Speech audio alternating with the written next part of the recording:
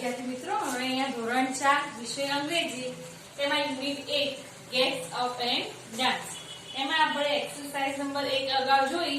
2 નંબરમાં ચિત્રો પરથી શરીરના અંગોના નામ લખવાના છે તે આપણે સ્વાધ્યાય પોથીના ફોટા દ્વારા સમજીશું. હવે અહીંયા ત્રીજા નંબરની એક્સરસાઇઝ છે કે ચિત્ર જોઈને કૌંસમાંથી યોગ્ય શબ્દ પસંદ કરીને લખો.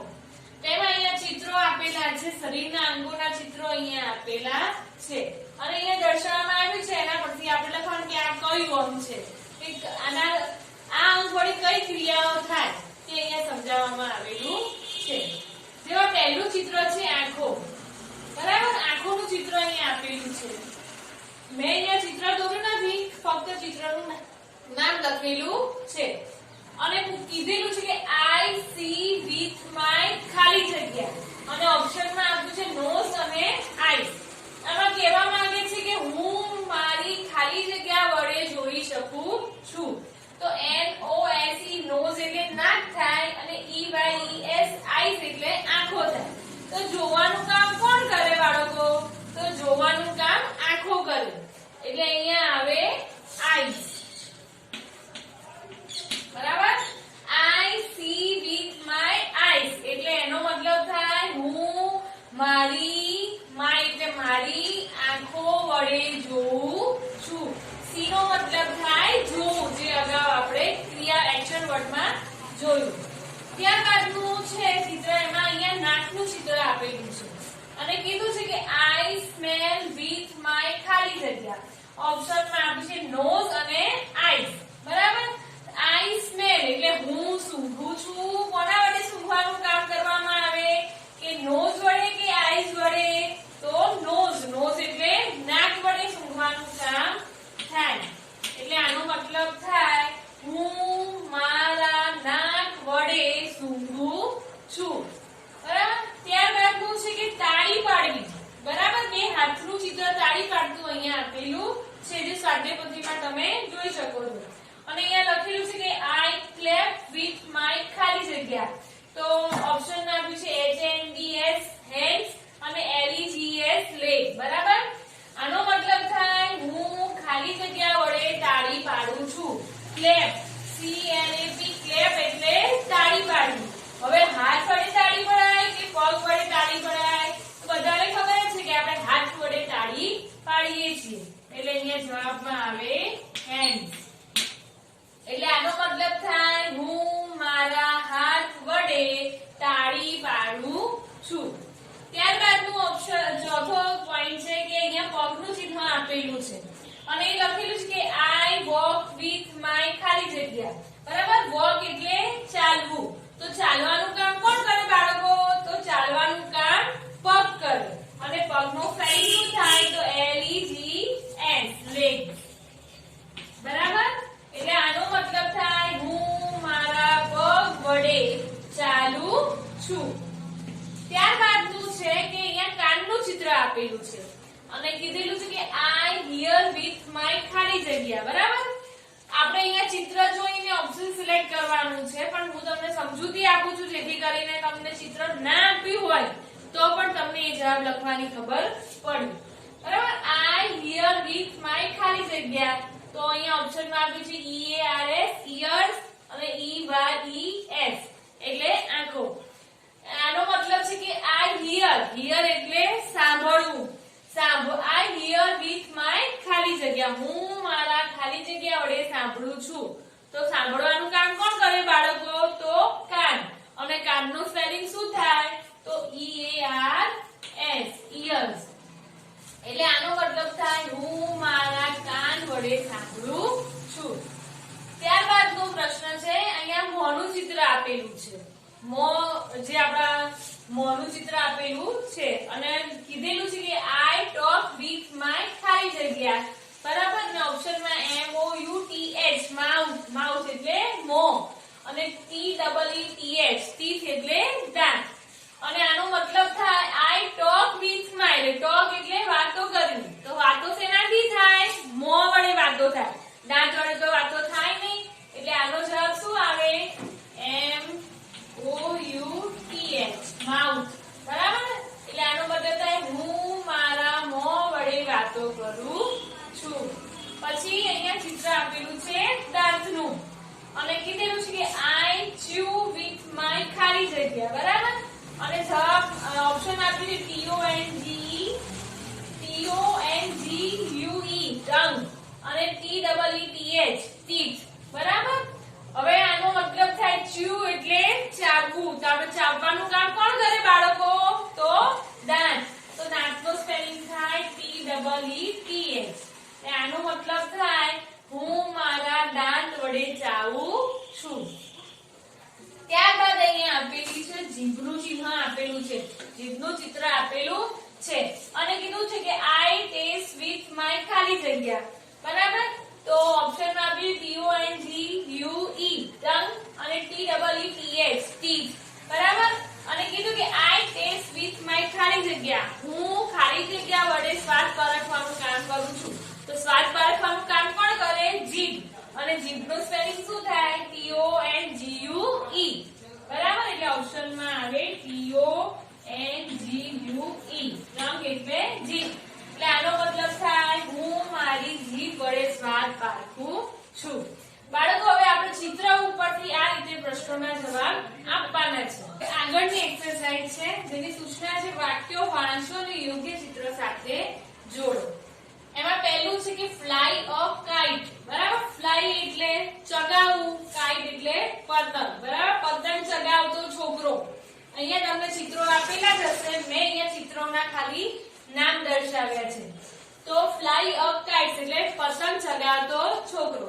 તો પતંગ ચગાવતો છોકરો જ્યાં હોય તેની સાથે આ વાક્ય જોડવાનું. એટલે અહીંયા આપેલું છે પતંગ ચગાવતો છોકરો. ત્યારબાદ છે રીડ અ બુક. બરાબર. રીડ એટલે વાંચવું અને બુક એટલે ચોપડી. તો ચોપડી વાંચવાની છે એ ક્રિયા કરતી હોય કોઈ વ્યક્તિ એની સાથે જોડવાનું. તો એ નીચે આપણે કે ચોપડી વાંચતી છોકરી. બરાબર. એટલે અહીંયા આની સાથે આ જોડવાનું. ત્યારબાદ છે થ્રો અ બોલ. દડો ફેંકતો છોકરો કે છોકરી ગમે તે. બરાબર. ચિત્ર પરથી આપણે જોડવાનું છે. થ્રો એટલે ફેંકવું અને બોલ એટલે દડો. તો દડો ફેંકતો છોકરો. તો અહીંયા પહેલા નંબરનું ઓપ્શન છે.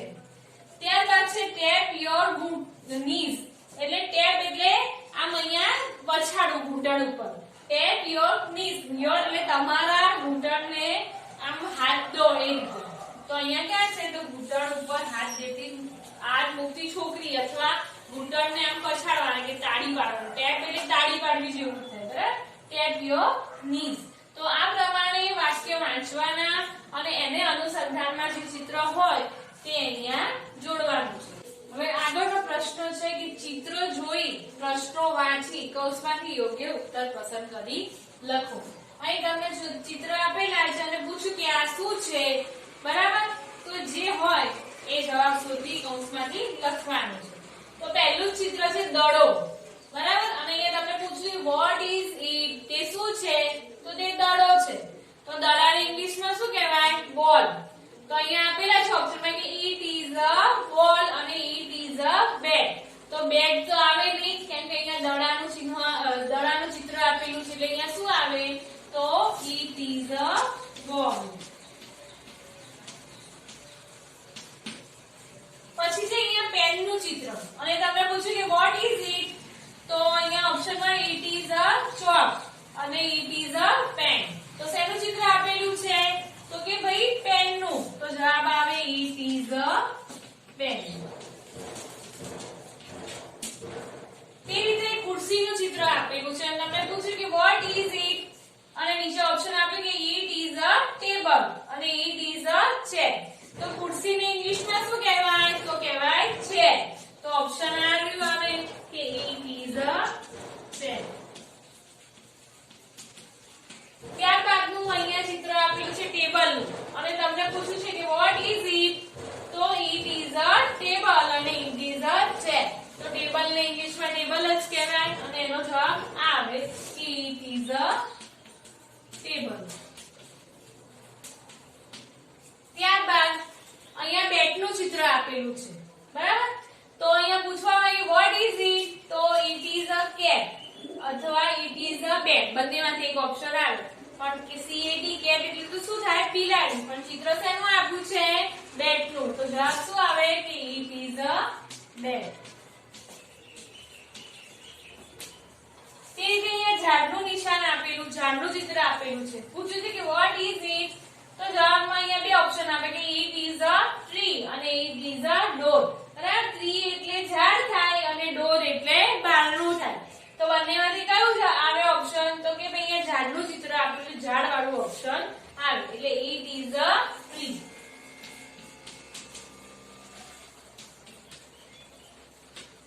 પછી આગળનો પ્રશ્ન છે અહીંયા તમને ચિત્ર બસ આપેલું છે બસનું ચિત્ર આપેલું છે અને પૂછ્યું what is it જવાબમાં આપ્યું છે it is a car અને it is a bus તો બંનેમાંથી શું આવે અહીંયા બસનું ચિહ્ન આપેલું છે એટલે જવાબમાં આવે it is a bus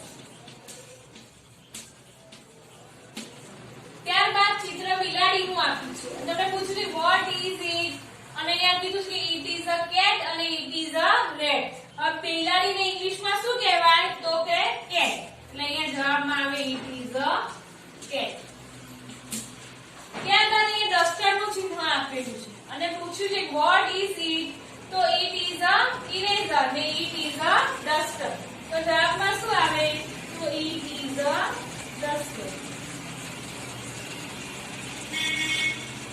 તે રીતે અહીંયા આપ્યું છે કાળું પાટિયું પ્રશ્ન પૂછ્યું છે what is it તો it is a window કે it is a blackboard તો કાળું પાટિયું એટલે એને કહેવાય blackboard તો જવાબમાં શું આવે it is a blackboard